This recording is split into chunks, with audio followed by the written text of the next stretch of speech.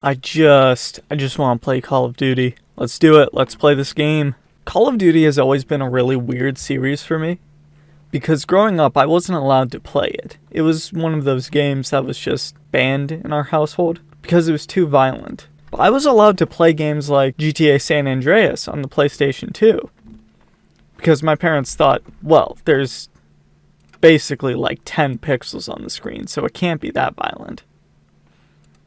But because Call of Duty was always like the peak of graphics whenever one came out, whenever Call of Duty was released, you'd just see everyone talking about how good it looks. Because of that, my parents were like, oh, you can't play that, because there's people that look like people shooting each other. But they also didn't have any issue with me watching Terminator or The Predator or anything like that. So I'm not sure I really understood my parents' reasoning, but I can't say I'd do anything different if I were my parents, which it's weird to think about being your own parents and how you'd raise you. Well, I know I'd do a lot of things different. I would have invested in Bitcoin, gotten myself diagnosed with ADHD a lot sooner, much sooner, like 12 years sooner.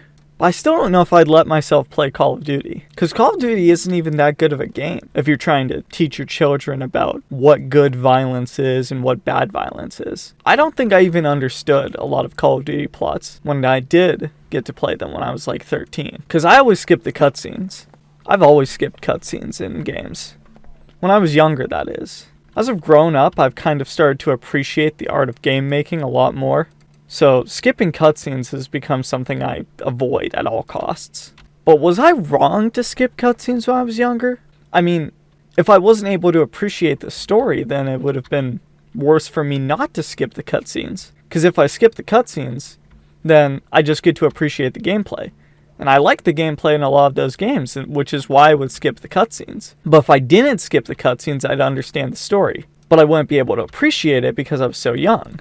That's not saying that Call of Duty has a story that's really worth watching, especially not the new ones. You could argue that the older Call of Duties like Modern Warfare 1 and 2 were worth watching, but I don't know if I'd die on that hill. But even then, I mean, if I'm not willing to defend the story, does that make it bad? Does it make it bad that I don't